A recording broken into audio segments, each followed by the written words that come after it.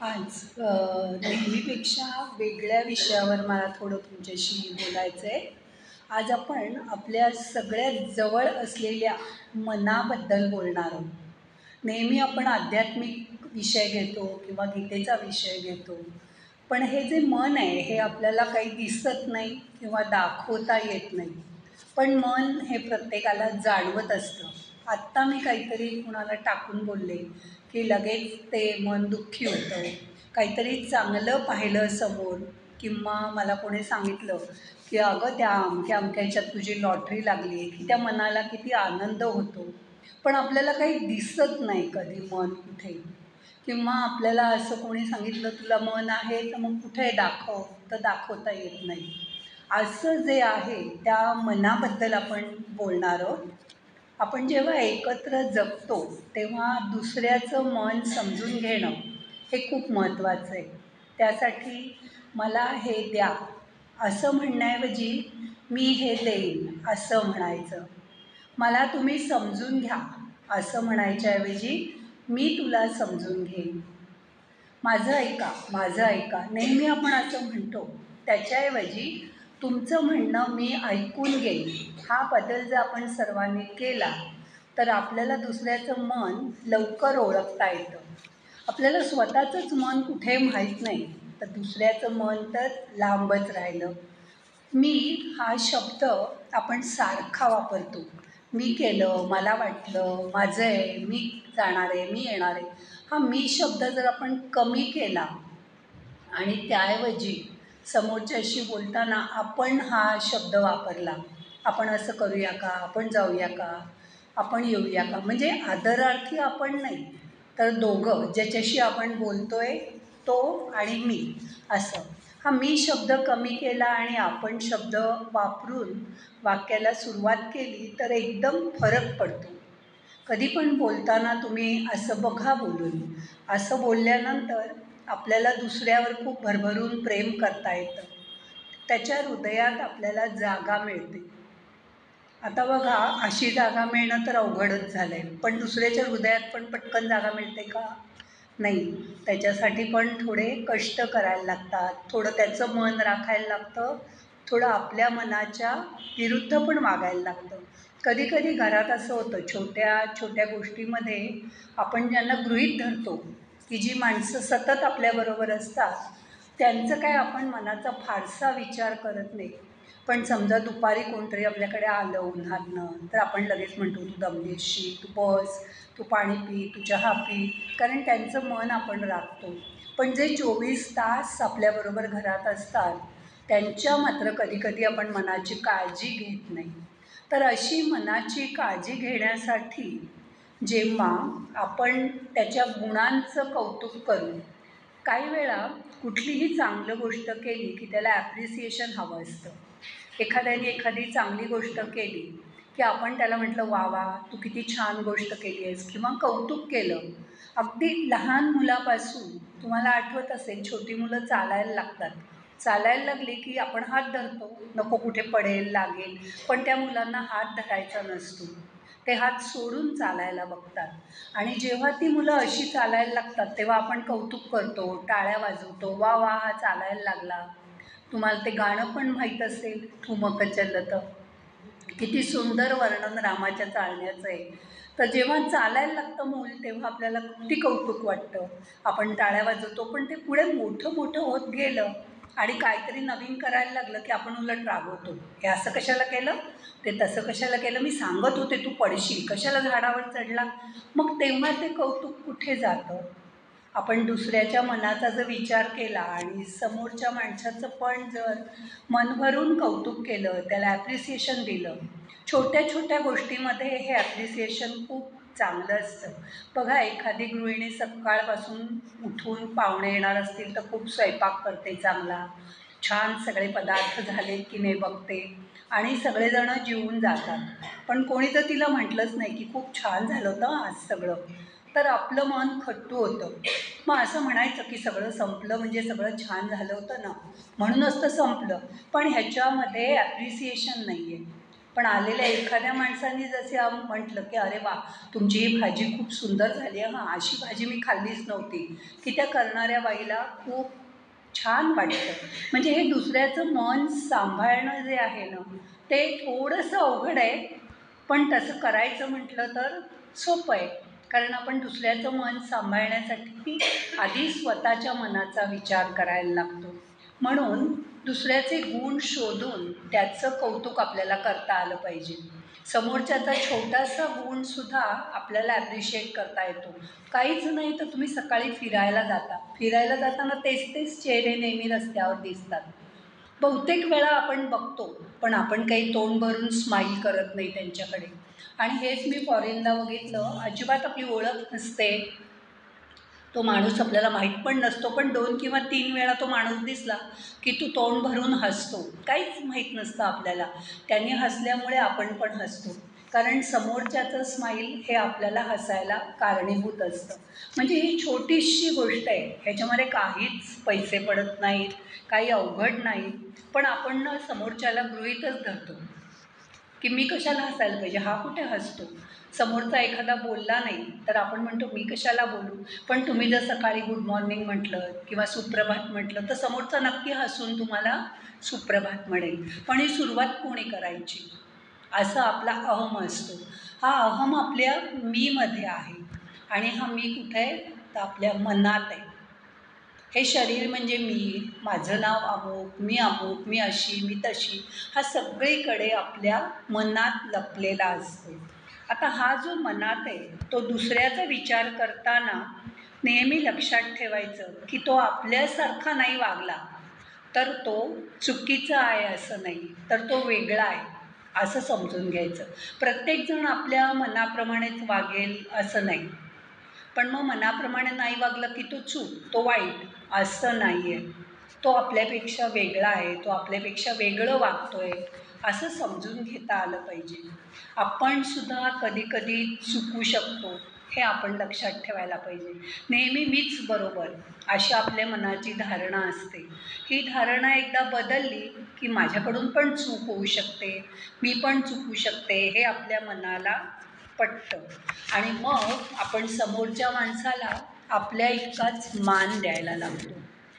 आता बघा, परवा मी एका पार्टीला गेले होते. त्या पार्टीच्या इथे खूप लोकं होती. एक सुंदर तरुणी तिथे वावरत होती. सुबक बांधा, नितळ चेहरा, भपकेबाज अशी वेशभूषा होती. अगदी दिमाखदार होती. इकडे-तिकडे भराभर ती सगळीकडे एकटीच वावरत होती. पण तिकडे लांब पलीकडे दाराजवळ एक टक्कल पडलेला स्थूल शरीराचा इसम बसला होता. त्याच्या भोवती मात्र सतत लोकांचा गराडा पडलेला होता. तो माणूस हातवारे करून हसून लोकांशी गप्पा मारत होता. असं का? आपली शरीरयष्टी सुंदर दिसण्यासाठी आपण बरंच काही करतो. जिमला जातो, मॉर्निंग वॉक करतो, आहार व्यवस्थित घेतो, आकर्षक दिसावा चेहरा म्हणून सौंदर्य प्रसाधनांचा सुद्धा उपयोग करतो. खूप पूर्वीपासून लोकं कुंकू लावणं, काजळ लावणं या सगळ्या गोष्टी खूप वर्ष करतात. म्हणजे असं नाही की आत्ताच सौंदर्य प्रसाधनं आली. ती राजा राणीच्या काळापासून आहेत. प्रथम शरीराबरोबर आपण आपलं मन जर निरुत्साही असेल तर शरीर कितीही सुंदर असलं तर तुम्ही सुरुवातीला लोकांचं लक्ष वेधून घेऊ शकता, पण ते फार वेळ टिकत नाही. त्या पार्टीतल्या सुंदरीसारखं तुम्ही थोड्या वेळाने एकटे पडता.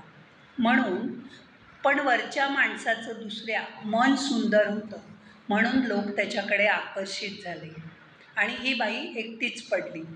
आपलं मन सुंदर करण्यासाठी काय काय करता येईल ते आता बघूया. वयोमानाप्रमाणे आपलं शारीरिक सौंदर्य कमी कमी होत जातं. अगदी खूप सुंदर असलं तरी 50शीला आलं, 60ला आलं की तुमचे चेहरे बदलतात, तुमचं वजन वाढतं, हळूहळू केसाचा रंग बदलतो, दात त्यांची जागा सोडायला लागतात. आणि हे सौंदर्य कमी झालं तर ते तुम्ही कितीही खुलवलं तरी तुम्ही बसमध्ये बसताना तुम्हाला कंडक्टर म्हणणार, आजी कुठलं तिकीट देऊ? तुम्ही केस काळे केलेले आहेत, दात लावलेले आहेत, पण तुमचं वय काही लपत नाही.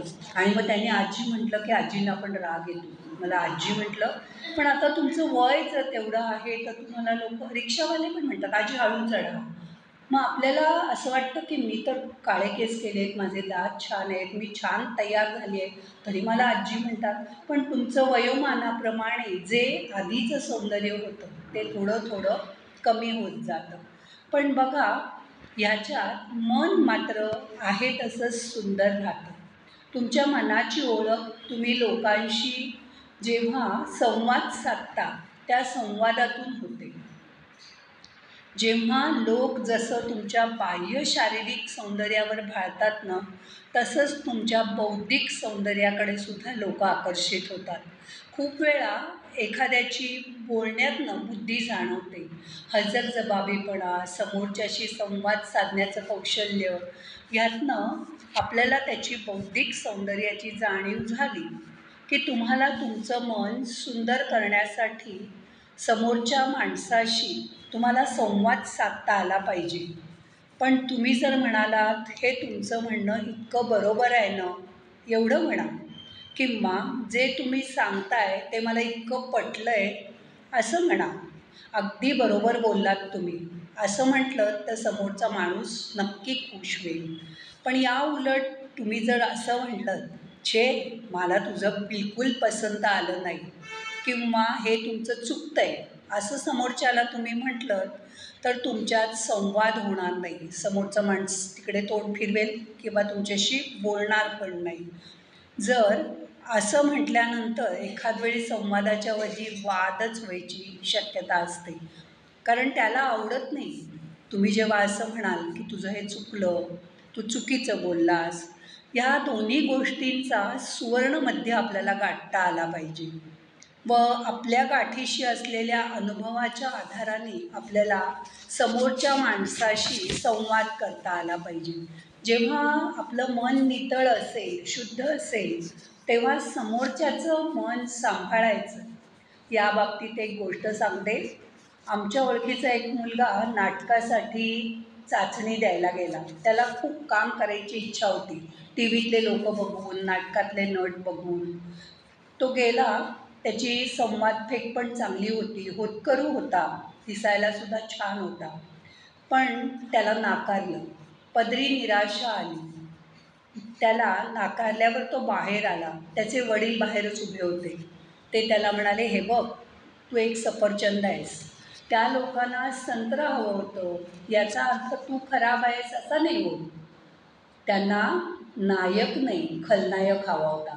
तू सगळी नायकाची तयारी करून गेलास, नाराज होऊ नको, पुढच्या वेळी तुला काम मिळेल. अशा बोलण्यामुळे त्याच्या मनात आलेली निराशा थोडी कमी झाली. कारण सर्वच मुलं तीक्ष्ण, स्वभाव, हुशारी यात वेगवेगळी असतात. एका घरात 4 मुलं असली तर 4ही मुलं सारखी नसतात. पण त्यांचे आईवडील त्यांच्यावर सगळ्यांवर सारखंच प्रेम करत असतात. उलट एखादा थोडा बुद्धीने कमी असेल, नाठाळ असेल, तर आई जास्तच प्रेम करते त्याच्यावर. एखादी गोष्ट चांगली असं म्हणताना बघा, माणसाचं मन कसं विचार करतं. आता एक रस्ता आहे, आमच्या इथून सारसबागेचा मोठा रस्ता जातो. एखादा माणूस म्हणेल भरधाव वाहन चालवता येईल तो रस्ता चांगला, तर दुसरा एखादा म्हणेल ज्याला उत्तम सृष्टी सौंदर्य आहे, बाजूला झाडं आहेत, तो रस्ता चांगला.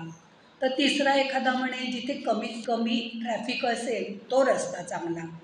आणखीन एखादा म्हणेल जिथून कमी अंतर चालायला लागेल, ज्याला आपण शॉर्टकट म्हणतो ना, तो रस्ता चांगला. आता इथपर्यंत चांगला याचा नीट काही खुलासा होत नाही. तोपर्यंत वेगवेगळी मतं येतच राहणार. मग आपल्या मनाप्रमाणे जो म्हणेल तो चांगला असं आपल्याला वाटतं. नेहमी आपल्याला विरोध केला किंवा आपल्या विरुद्ध कोणी बोललं की तो आपल्या ब्लॅकलिस्टमध्ये जातो.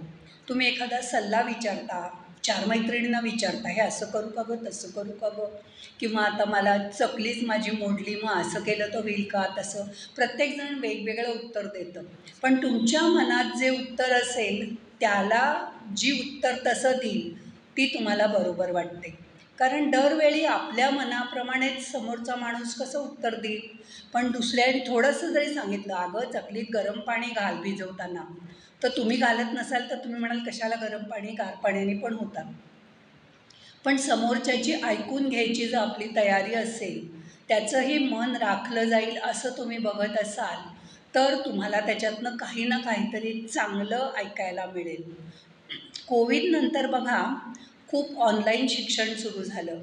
खूप ठिकाणी खूप गोष्टी ऑनलाईन शिकवायला लागले, झूम मीटिंगवर शिकवायला लागले. शाळेत वापरून वापरून संगणक वापरल्यानंतर मोबाईलवर सुद्धा मुलांना खूप माहिती मिळायला लागली आणि त्यांनी ते लगेच ॲक्सेप्ट केलं आणि वापरायला पण लागली मुलं, कारण ते त्यांना सोपं आणि सहज झालं. पण पालकांना त्याच्यानंतर वाटायला लागलं मुलांनी वाचायला पाहिजे, ग्राउंडवर खेळायला पाहिजे. सारखी मुलं मोबाईलमध्ये डोकं घालून बघतात, कारण त्यावेळेस आईचा किंवा वडिलांचा मोबाईल त्यांना मिळायचा आणि मिळाला मोबाईल हातात की त्यातलं सगळं मुलं वापरून बघतात. हे काय आहे, ते काय आहे, त्यांना भीती नाही वाटत की कसं चालू करायचं, कसं बंद करायचं. ते बिनधास्त मोबाईल वापरतात आणि आता पालक म्हणतात, आता एक 10 मिनटंच मी मोबाईल देईन ना तुला, त्याच्यानंतर माझा मला परत दे.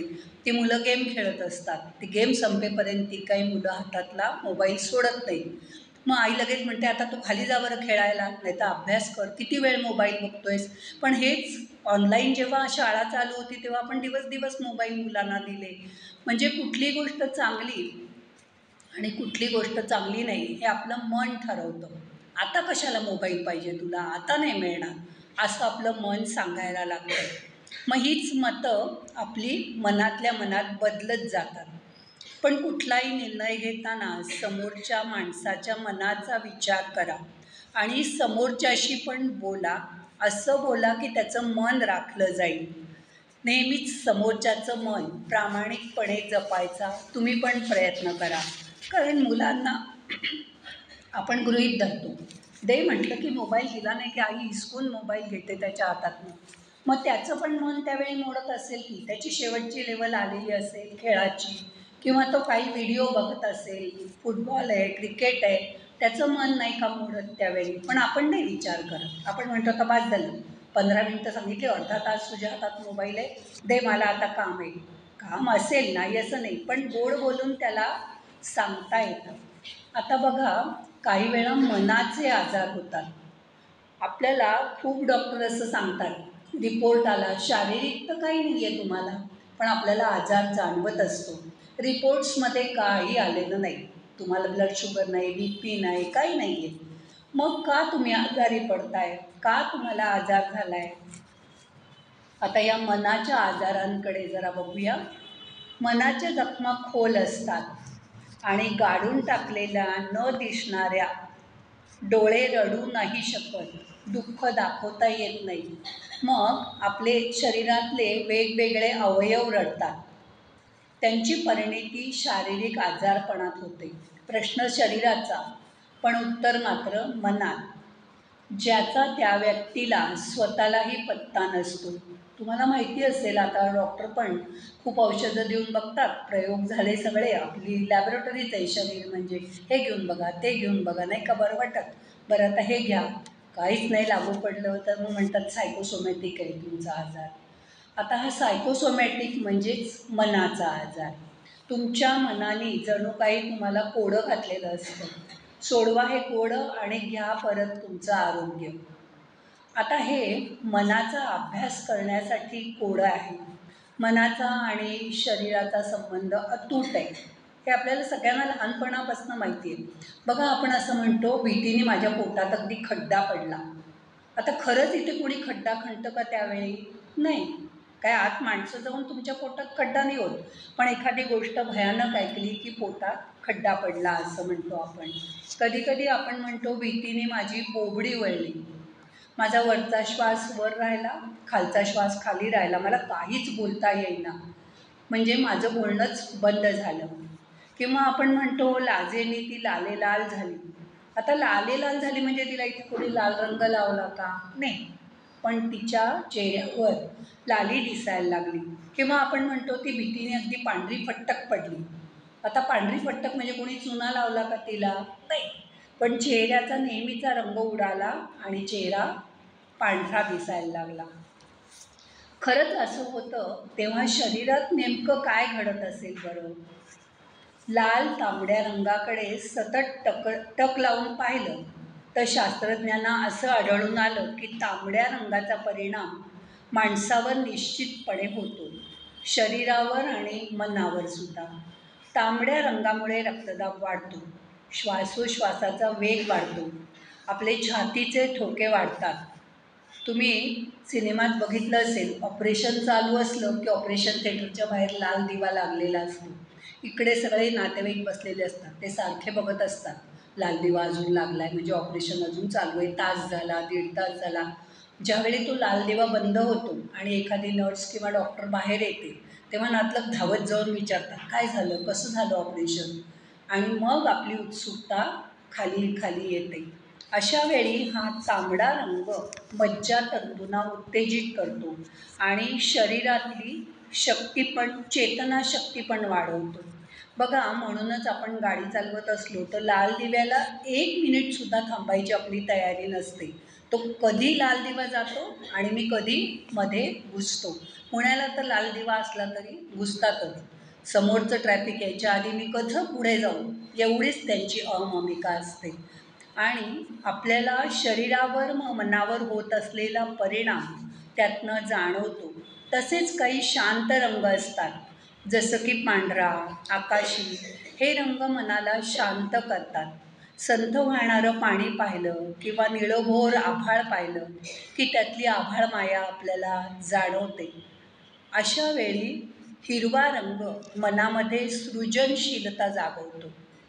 बघा, आजूबाजूला हिरवी झाडं असली की मन सृजनात्मक विचार करू लागतं.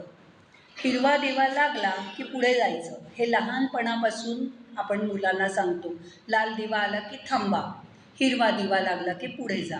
आता अजून एक प्रश्न असतो मध्येच, पिवळ्या दिव्याला काय करायचं? तर पिवळ्या दिव्याला घुसायचं, एवढंच आपल्याला माहीत असतं. समोरचं ट्रॅफिक थांबवून आपल्या इकडून ट्रॅफिक सुरू होईपर्यंत पिवळा दिवा असतो, पण तेवढा वेळ थांबायला कोणाला वेळच नाही.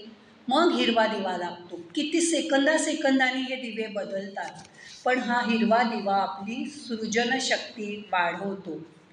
तर हा जो हिरवा दिवा आहे तो पाहिला की आपण पुढे जातो. तुम्हाला जर फुलांच्या बागेत नेलं आणि फुलं पाहिल्यावर तुमचं मन पण त्या फुलांसारखं टवटवीत झालं, तर तुम्हाला माहिती असेल की पुष्पौषधी असतात. या पुष्पौषधी बऱ्याच रोगांवर देतात आणि त्या देताना त्या माणसाची मानसिक लक्षणं काय आहेत ह्याचा ते देणारे अभ्यास करतात. म्हणजे ते तुम्हाला मनाने काय काय होतं आहे असं विचारून घेतात. मग एखादा म्हणतो मला भूकच लागत नाही, एखादा म्हणतो मला कोठा साफ होत नाही, मला त्रास होतो, आणि मग त्याचा संबंध मनाशी आहे हे समजून या पुष्पौषधी दिल्या जातात. त्या मानसिक नव्हे तर शारीरिक आजारांवर सुद्धा आश्चर्यकारकरित्या काम करतात, कारण अर्धे आजार मनाकडून शरीराकडे जातात, हे आपण बघितलं. आणि ह्या आजारांवर ह्या पुष्पौषधी खूप चांगलं काम करतात आणि असं देणारे सांगतात की त्याचा साईड इफेक्ट नाही. पण आमच्या शेजारी एक डॉक्टर राहायचे, ते म्हणाले साईड इफेक्ट नाही तर इफेक्ट पण नाही. तुम्ही ॲलोपॅथीला म्हणता साईड इफेक्ट होतो, साईड इफेक्ट पण इफेक्ट पण होतो ना. तुम्हाला खोकला येत असेल तर ॲलोपॅथीची गोळी घेऊन थांबतो ना खोकला, मग साईड इफेक्ट झाला तर काय? मग ह्या औषध देणाऱ्या लोक म्हणतात नाही नाही आमचा काही साईड इफेक्ट होत नाही. पण ज्या अर्थी ते औषध आहे त्या अर्थी त्याला इफेक्ट आणि साईड इफेक्ट दोन्ही असणार. भारतीय अध्यात्मात तर मनाला तुमच्या जीवनात सगळ्यात जास्त महत्त्व आहे. प्रत्येक वस्तू, गोष्ट, व्यक्ती, परिस्थिती हे तुमचं मनच आकर्षित करत असतं. मनाच्या शक्तीने चमत्कार घडू शकतो. समजा एखाद्या बाईचं लहान मूल रांगत रांगत गाडीच्या खाली गेलं, चुकून गेलं, तर ती मनात एकच विचार करेल की ही गाडी कशी बाजूला करता येईल, माझं लहान मूल खाली आहे. तिच्या मनाच्या जोरावर ती गाडी बाजूला उचलेल आणि त्या मुलाला सरकवून बाजूला काढेल. ही असते आपल्या मनाची शक्ती. आणि नंतर त्या बाईला गाडी उचलायला सांगितली तर अजिबात उचलता येणार नाही, पण त्यावेळेस ते मूल बाहेर काढायचं या एका इच्छेपायी ती गाडी उचलू शकते आणि मुलाला सरकवून बाहेर काढू शकते. आपल्याला कॅन्सर, हृदयरोग, त्वचारोग यासारखे आजार देखील दृश्य स्वरूपात दिसेपर्यंत खूप काळ त्या व्यक्तीच्या मनात त्या आजाराने मूळ धरलेलं असतं. नकारात्मक विचार, चुकीची आत्मप्रतिमा. आता ही आत्मप्रतिमा म्हणजे मी खूप घट्ट आहे, मी रडत नाही, मला काही त्रास होत नाही, मला कोणी काही बोलू शकत नाही, मी केवढी मोठी, अशी जी असते आपली आत्मप्रतिमा ती चुकीची असते. जीवनात घडणाऱ्या घटना किंवा जवळच्या व्यक्तीचं मरण, अयोग्य प्रतिक्रिया असं काहीतरी यामागे मनात खूप पूर्वीपासून दडलेलं असतं. मग हळूहळू शारीरिक आजार या स्वरूपात ते दिसू लागतं.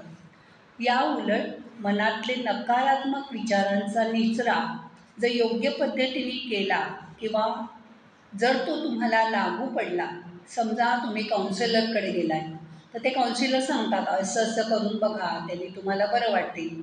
तर तसं तुम्हाला जर त्या मनातल्या निगेटिव्ह विचार काढून टाकता आले, तर औषधोपचारांना दाद न देणारे हटवादी आजारसुद्धा आश्चर्यकारक रीतीने बरे होतात.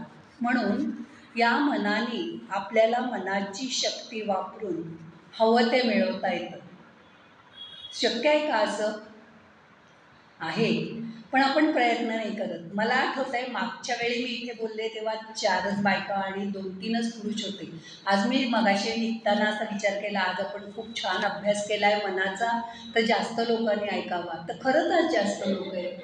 म्हणजे मनाच्या शक्तीने आपल्याला काहीतरी करता येतं. आणि ही जी मनाची शक्ती आहे त्यामुळे आपल्याला हवं ते मिळवता येतं आणि नको ते टाळताही येतं. बघा, जीवनात दुःख, दुर्दैव हद्दपार करण्यासाठी किंवा समस्यातून मार्ग काढण्यासाठी, आपली स्वप्न प्रत्यक्षात आणण्यासाठी, रोगमुक्त होण्यासाठी आपली ही मनःशक्ती उपयोगी ठरू शकते. आता ही मनाची शक्ती जी आहे ती तुम्हाला जे तुमच्याकडे आहे किंवा नाही ते ह्या मनाच्या शक्तीमुळे आहे, हे आधी कळत नकळत तुम्हीच मिळवलेलं आहे. याच्याबद्दल तुम्ही पूर्वी जर ऐकलं असेल तर व्हिज्युअलायझेशन करायला सांगतात. डोळे मिटा आणि असं असं डोळ्यासमोर आणा, म्हणजे पिक्चर आपण बघतो ना, तो डोळे मिटून बघतोय असं समजायचं. हे सगळं आत्ता जे तुमच्याजवळ आहे ते सगळं तुम्हीच तुमच्या मनामध्ये चित्र निर्माण करून तुम्हाला मिळवलेलं आहे. आता ह्या मॅडम गीता शिकवतात, यांनी खूप पूर्वी मनात असं चित्र आणलं असेल की माझ्याकडे खूप जणी गीता शिकत आहेत, मी त्यांना खूप जणींना गीता पाठ करायला शिकवली. मग त्यांनी पाठ केली, त्या तिकडे शंकराचार्यांच्या इकडे जाऊन त्यांनी गीता म्हटली, 21 अध्याय त्यांनी पाठ म्हणून दाखवले, त्यांना बक्षीस मिळालं, त्यांचा पेपरमध्ये फोटो आला. हे सगळं व्हिज्युअलायझेशन जर त्यांनी केलं असेल तर खरंच त्या बायका तिथे जाऊन बक्षीस मिळवून येतील, फोटो येईल, त्यांच्याबरोबर मॅडमचा पण मध्ये फोटो असेल की आम्हाला ह्यांनी गीता शिकवली. म्हणजे हे जे आपण चित्र मनासमोर रेखाटतो ना ते खरं होतं, पण ते रेखाटण्यामध्ये आपण कुठेतरी थोडंसं कमी पडतो आणि आपण अशी मनात शंका काढतो, पण करतील का ह्या बायका पाठ, जातील का इथपासून तिथपर्यंत, अशी छोटीशी जरी शंका तुमच्या मनात आली की ते चित्र पुसट होतं. आणि व्हिज्युअलायझेशन करताना तुमचं मन प्रबळ पाहिजे, तुम्ही जे बघताय ते समोर अनुभव करता आलं पाहिजे, म्हणजे ते होणार आहे असं गृहीत धरून ते चित्र डोळ्यासमोर आणायला लागतं. आणि ह्या गोष्टी होत असताना बायकांना तर हा अनुभव खूपदा येतो. प्रेग्नन्सीत आपण सुंदर बाळाची डोळ्यासमोर नेहमी आकृती आणतो. ज्यांना 2 मुलगे असतील ती म्हणते आता मला मुलगी होऊ दे, मला मुलगी होऊ दे, किंवा ज्यांना 2 मुली असतील ते म्हणतात आता मला मुलगा होऊ दे बुवा यावेळी. तर त्यांच्या डोळ्यासमोर सतत मुलाची प्रतिमा असते की मला असा गोंडस मुलगा झाला पाहिजे. आणि कित्येक वेळा रोज रोज तसं मनाला सांगून सांगून खरंच मुलगा होतो. आणि मग मुलगा झाला की सगळे म्हणतात वा वा, तुला आता 2 मुलींच्या पाठीवर मुलगा झाला. पण त्या बाईने बरेच दिवस ते व्हिज्युअलायझेशन केलेलं असतं की मला मुलगा होणार आहे, मला मुलगा होणार आहे, आणि मन ते ऐकत असतं. आता या मनाला बघा 2 आहेत, अंतर्मन आणि बाह्यमन. हे माहिती आहे सगळ्यांना आता. तर हे जे अंतर्मन आहे ना, हे परमात्मा शक्तीशी जोडलं जातं. योगी किंवा शास्त्रज्ञ किंवा कलाकार यांचा उजवा मेंदू जास्त काम करतो. या उलट सध्याच्या शिक्षण पद्धतीत बहुतेक वेळा तर्कशुद्ध विचार करणारा डावा मेंदू जास्त वापरला जातो. तोच अधिक उत्तेजित होतो. पण त्यामुळे सर्जनशीलतेचं उगमस्थान असलेला उजवा मेंदू वापरला जात नाही. आता हा उजवा मेंदू जो आहे तो आपल्या अंतर्मनाशी जोडलेला आहे. आपलं अंतर्मन सतत काम करतं का? नाही, ते सुस्त असतं. जेव्हा बाह्यमन विचार करायचं थांबतं तेव्हा अंतर्मन काम करायला लागतं. तुम्हाला माहिती आहे, फ्राईड हा मानसशास्त्र म्हणतो की एकदा आपल्याला आजार झाला तर आजार का होतो? त्याचं असं म्हणणं आहे की तुम्हाला तो हवा असतो म्हणून. तुम्हाला पटणार नाही असं, कारण तो आपल्याला आवडत नाही आजार. पण त्याचं असं म्हणणं आहे की तो मनाला हवा असतो, कारण त्यामुळे मनावरचा असह्य ताण निघून जात असतो. आता आपल्या मनावर ताण आहे हेच आपल्याला कधी कधी कळत नाही. कुठल्या गोष्टीचा आपण ताण घेतला असं डॉक्टर म्हणतात. का चिंता करते? कसली चिंता करते? असं डॉक्टरांकडे गेलं तर BP वाढलेलं असलं की ते म्हणतात, कशाला चिंता करता? आपण म्हणतो, मी नाही काही चिंता करत, मला काही काळजी नाही. पण तरी तुमच्या मनावर एक प्रकारचा ताण असतो. हा दिसत नाही, जाणवत पण नाही. जसं की एखादा माणूस म्हणतो की त्या गोष्टीमुळे त्या प्रसंगात माझ्या मस्तकावर वज्राचे घण पडल्यासारखं मला वाटलं. असं ज्यावेळी तो माणूस बोलतो तेव्हा काही दिवसानंतर खरोखरच त्याला मायग्रेनचा त्रास व्हायला लागतो. म्हणजे जो ते बोलला ते त्याने अट्रॅक्ट केलं आणि खरंच त्याला मायग्रेन होतं. एखाद वेळी अत्यंत लज्जास्पद किंवा दुःखद प्रसंग मुकाट्याने आपण गिळून टाकण्याची पाळी माणसावर येते. सांगता येत नाही कोणाला, बोलता येत नाही, दाखवता येत नाही. अशा वेळी ज्यात खाणं पिणं गिळता येत नाही असा एखादा घशाचा आजार त्या माणसाला होतो.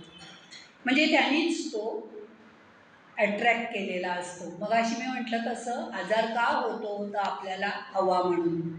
आपल्याला आश्चर्य वाटतं, पण खरंच असं होतं. काळीज फाटून जाण्यासारखं दुःख जेव्हा मनात दाबून टाकलं जातं तेव्हा काळजालाच आजार होतात. म्हणजे लिव्हर डॅमेज होतं.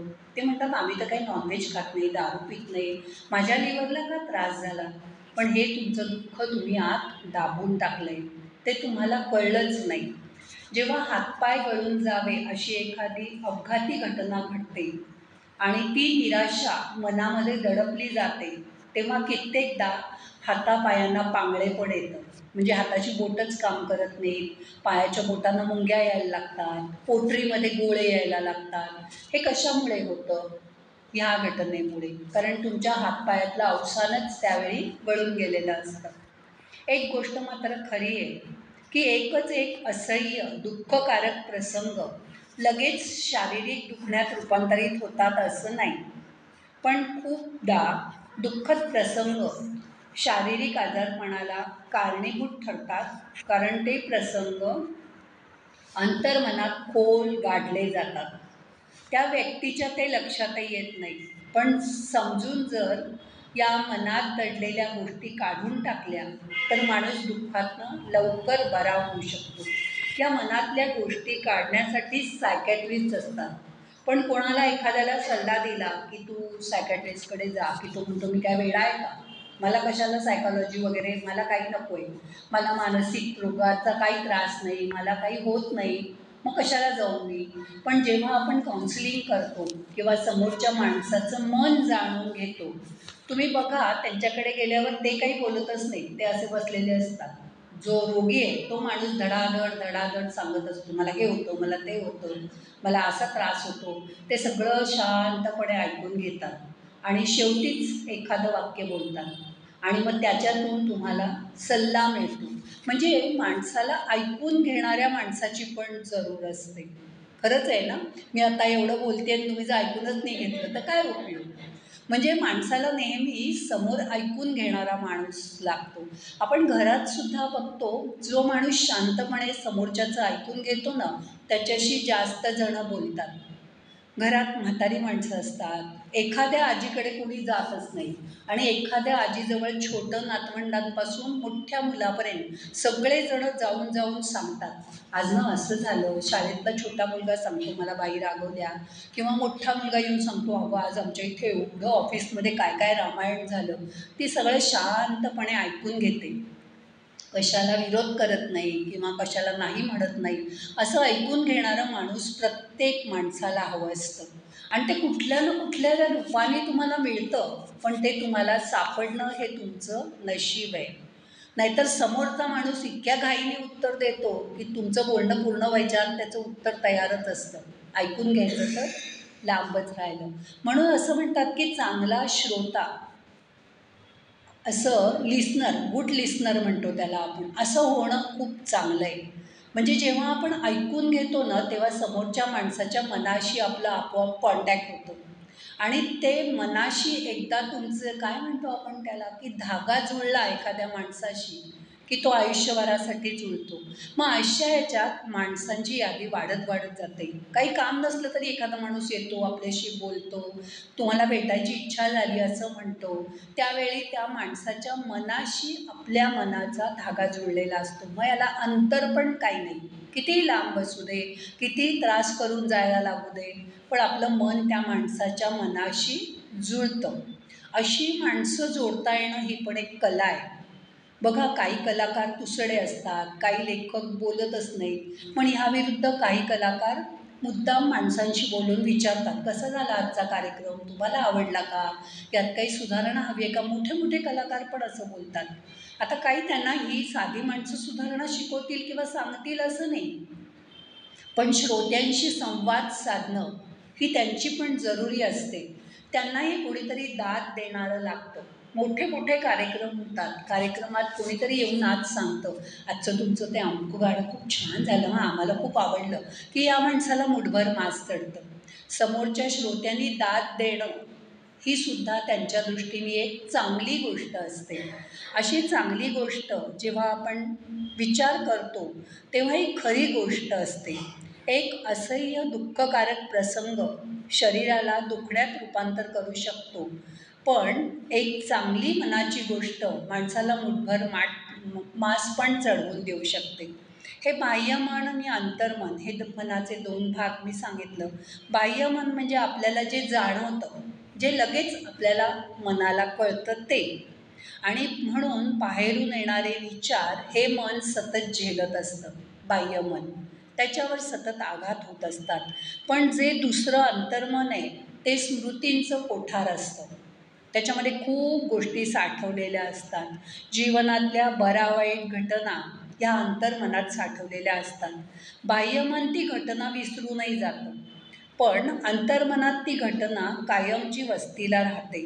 बाह्यमन विचारी असतं, तसंच शहाणंही असतं. ते सुरक्षितपणे असह्य, दुःखकारक, कटू, वेदनादायी, अपमानकारक अशा गोष्टी अंतर्मनात गाडून टाकतं. म्हणजे बाह्यमनाला त्याची जाणीव किंवा आठवण पण राहत नाही, पण ह्या स्मृती अंतर्मनात चिघळतात आणि त्यातनंच पुढे शारीरिक आजाराचं रूप घेऊन प्रगट होतात. म्हणून असं म्हणतात की शरीराचे रोग मनाकडून शरीराकडे जातात. आता कुठलाही रोग झाला तर आधी मनाला काही झालं आहे का हे तपासून बघा.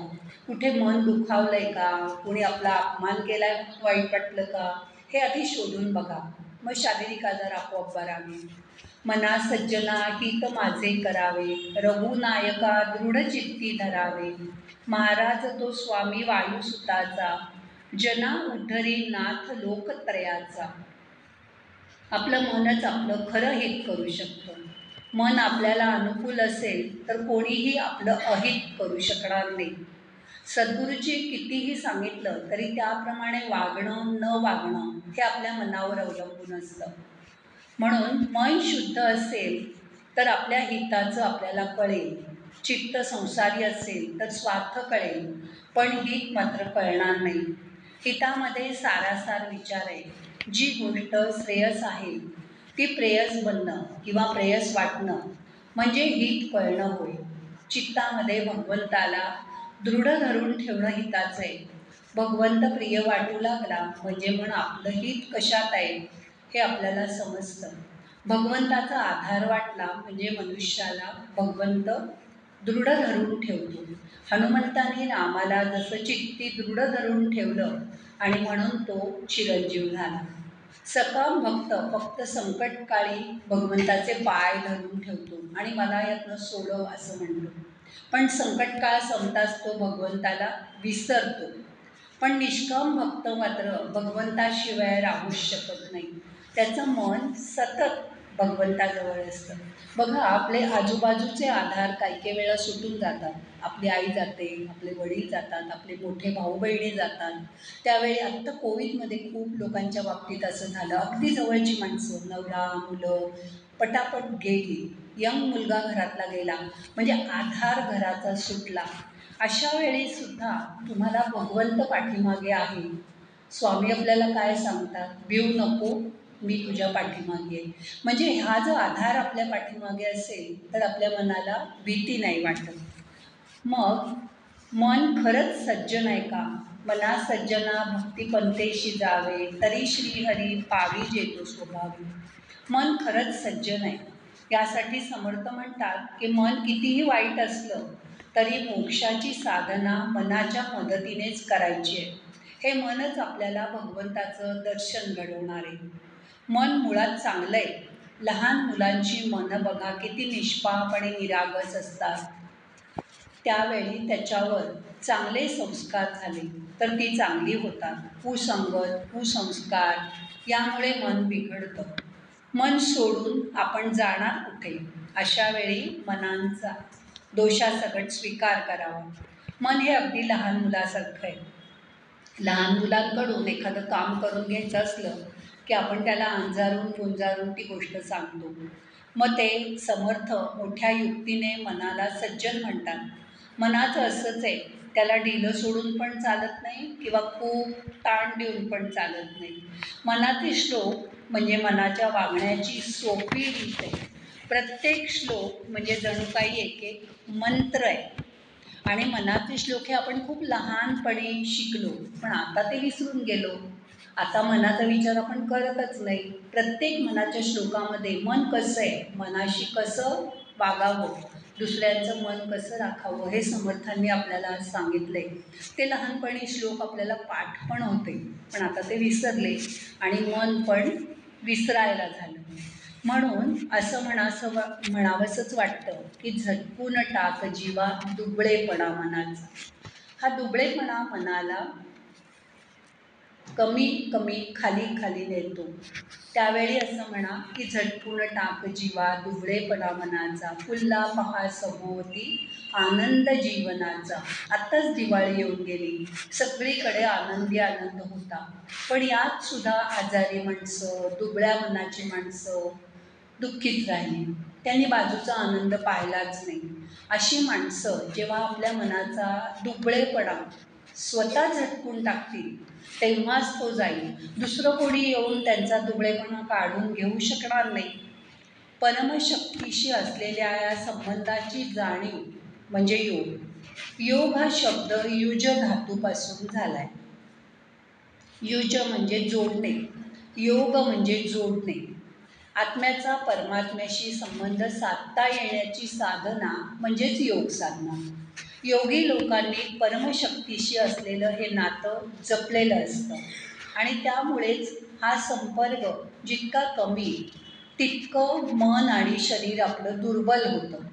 तुमचा जेव्हा देवाशी डायरेक्ट संबंध असतो त्यावेळी तुम्हाला कशाचीच भीती वाटत नाही. बघा, ज्ञानेश्वर, निवृत्ती, सोपान, मुक्ताबाई ही भावंडं म्हणूनच त्यांचे सगळे आधार हरवले होते. कोणी त्यांना जवळ करत नव्हतं, तरी त्या परमशक्तीच्या आधारावर ते जगत राहिले.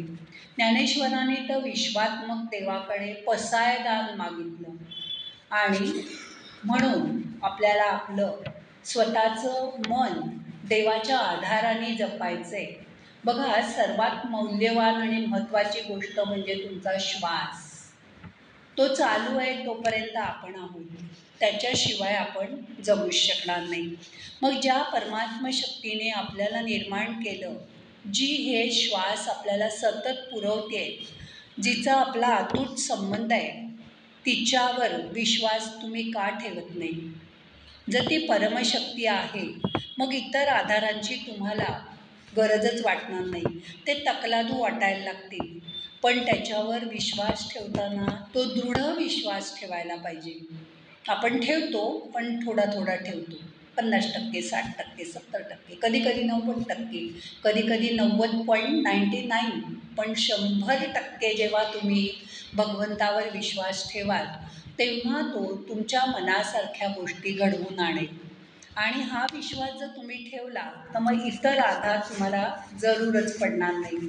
परमशक्तीशी संपर्क साधता येणं मात्र तुम्हाला जमायला हवं. कसा साधाल हा संवाद? हा संवाद आपण ध्यानातनं जाणू शकतो. ध्यान करत असताना परमात्मा शक्ती तुमच्या पाठीशी असेल, तर तुम्हाला कोणत्याही गोष्टीची भीतीच वाटणार नाही. कारण मनाने त्या परमात्मा शक्तीजवळ जर आपण गेलो, तर मनातल्या इतर गोष्टींचा, वाईट विचारांचा आपोआप निचरा होऊन जातो. तुम्हाला काही असे जुने कपडे वगैरे धुवायचे असतील, तेव्हा तुम्ही ते आधी गरम पाण्यात भिजवता, मग साबूत घालता आणि तरी कुठे डाग राहिला तर ब्रशनी घासून स्वच्छ करता. मग जसं हे सगळं आपण स्वच्छ करतो, घर स्वच्छ करतो, सगळीकडे स्वच्छ केलं, कुठे एखादा डाग राहिला असला तर परत आपण तो स्वच्छ करतो, तसं आपण मन का नाही स्वच्छ करत? आता आपण आपलं मन 5 मिनटं स्वच्छ करूया. त्याच्यासाठी 5 मिनटं आपल्याला ध्यान करायचं आहे. तुमच्या हातातल्या सगळ्या वस्तू खाली ठेवा. हात दोन्ही मोकळे करा. चष्मा पण काढून ठेवा. पर्स, वस्तू इथे ठेवून द्या. इथे कोणी चोर येणार नाही, घेऊन जाणार नाही. जेवढे तुमचे हात मोकळे, तेवढे तुम्ही मोकळे. जोपर्यंत आपण इतर वर्गांना घेऊन बसतो, तोपर्यंत आपलं लक्ष आपल्यातच गुंतलेलं असतं. माझी पर्स, माझा चष्मा, माझा रुमाल, एवढंसं तो चौकोनी रुमाल हरवला तरी बायका माझा रुमाल, माझा रुमाल. कुठे जाणार आहे तुमचा रुमाल? कोण घेऊन जाणार आहे?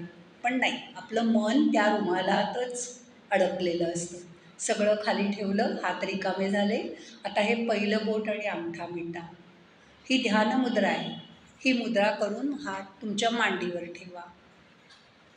ज्यांना शक्य असेल त्यांनी पाय जमिनीवर टेकून बसा किंवा मांडी घालून बसा.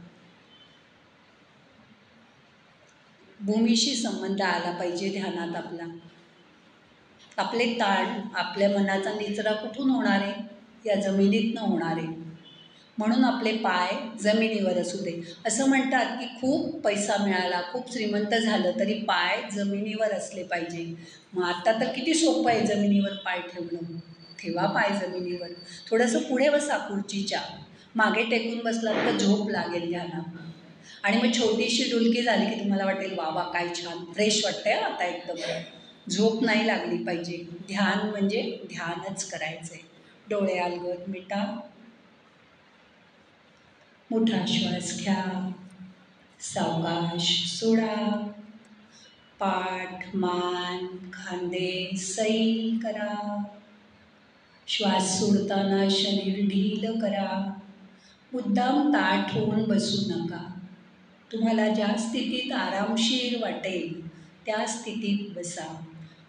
चष्मा पण आता काढून ठेवा, कारण काहीच बघायचं नाही आहे. आणि आता शक्यतो 5 मिनटं शारीरिक हालचाल करू नका. मन शांत करा. तुमच्या मागे तुमचा आवडता देव उभा आहे. प्रत्येकाच्या आवडीचा देव वेगवेगळा असेल. कोणाला विठ्ठल आवडेल, कोणाला शंकर आवडेल, कोणी गणपतीचा भक्त असेल. तो देव तुमच्या पाठीमागे उभा आहे अशी कल्पना करा. त्याचा वरदहस्त तुमच्या डोक्यावर आहे. त्या हातातून सुंदर प्रकाश तुमच्या शरीरावर पडतोय. तो प्रकाश तुमचं मस्तक शुद्ध करतोय. तिथे सहस्रार चक्र आहे. तिथून तो थोडा खाली आला डोळ्याच्या मध्यभागापर्यंत. तिथे तुमचं आज्ञाचक्र आहे, ते शुद्ध झालं. आता तुमची दृष्टी शुद्ध झाली. तुम्ही जे बघाल ते चांगलंच बघाल. तिथून अजून थोडंसं खाली हा प्रकाश आला कळ्याजवळ. जिथून तुम्ही बोलता, अन्न खाता, तिथे विशुद्ध चक्र आहे. ते पण आता शुद्ध झालं. अजून थोडंसं तिथून खाली या, हा प्रकाश हृदयाजवळ आला. तुम्ही शांत झाले आहात. तुमच्या हृदयाचे पडणारे ठोके तुम्हाला जाणवतात का बघा. तुम्ही जे पहिलं बोट आणि अंगठा मिटलाय ना, तिथपर्यंत तुम्हाला हृदयाचे ठोके जाणवतील. त्याची जाणीव करून घ्या. हे सतत पडणारे हृदयाचे ठोके, ही दगदग आपल्याला जिवंत ठेवते. हा तुमच्या आवडता देवाचा प्रकाश त्या हृदयापर्यंत पोचला. त्याने तुमचं हृदय मजबूत केलं. आता कशाचीही भीती बाळगू नका. कधीच तुम्हाला हार्ट अटॅक येणार नाही. तिथून तो प्रकाश आणखीन खाली आला. तुमच्या पोटाचा मोठा भाग, जिथे सगळा कारखाना चालू आहे. आत्ता तुम्ही इथे बसल्यावर सुद्धा पोटामध्ये काम चालू आहे. तिथे आपलं मणिपूर चक्र आहे. तिथपर्यंत आपण पोचलो आहे. त्याच्या खाली थोडं डाव्या बाजूला स्वादिष्ठान चक्र आहे. तिथपर्यंत हा प्रकाश पोचला. आपल्या घरात केल्यावर कसं आपल्याला बरं वाटतं. हवं तेव्हा खा, हवं तेव्हा झोपा, हवं तेव्हा बसा, कोणी आपल्याला काही म्हणणार नाही. तसं हे स्वाधिष्ठान चक्र आहे. स्वतःचं अधिष्ठान म्हणजे मी. हा मी आपल्याला खूप प्रिय असतो. या मीला नेहमी जपायचा प्रयत्न करा. आपल्याला हळूहळू मी कडून आपणकडे जायचे. आपण हे करणार आहोत. आता तिथून प्रकाश अजून खाली आला पाठकण्याच्या शेवटपर्यंत. तिथे आहे मूलाधार चक्र. याचाच शरीराला आपल्या आधार आहे. या मूलाधाराची शक्ती तुमच्या तळ पायापर्यंत, तळ हातापर्यंत पोचते. डोक्यापासून पायापर्यंत नखशिखांत या प्रकाशाने तुम्ही न्हाऊन निघाले आहात. तुमच्या आवडत्या देवाचा वरदहस्त तुमच्या डोक्यावर आहे. आता ह्यापुढे सगळं चांगलंच होणार आहे, याची मनामध्ये खात्री बाळगा. कारण तो 24 तास, 7 दिवस, 365 दिवस तुमच्याबरोबर आहे. आता पुढे नवीन वर्ष येईल 2024. तेव्हासुद्धा हा तुमचा भगवंत तुमच्याबरोबर असेल. त्याची जाणीव करून घ्या. मनातली सगळी भीती काढून टाका. कोणालाच घाबरायची जरूर नाही. तुमचं शरीर आरोग्यपूर्ण झालंय. ह्या मनाच्या शक्तीमुळे तुमचं पुढील आयुष्य खूप चांगलं जाणार आहे. कारण त्या परमात्म्याचा आशीर्वाद तुम्हाला मिळाला आहे.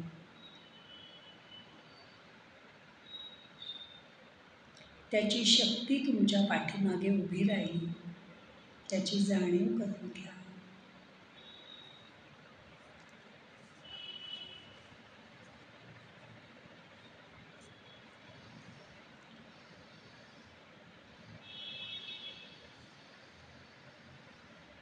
आता तुमचं मन हळूहळू तुमच्या ताब्यात आलं.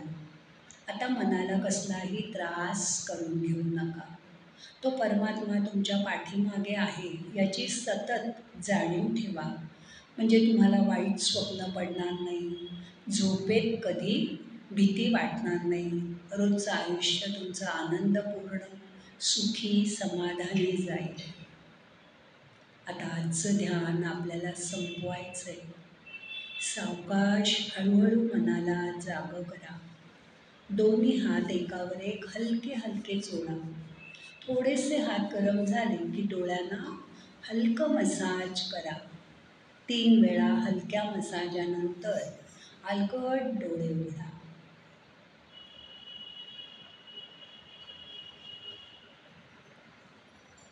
डोकं जड झालं. नाहं कर्ता हरि कर्ता हि केवलम. ओम शांती शांती शांती. आता गीतेची आरती.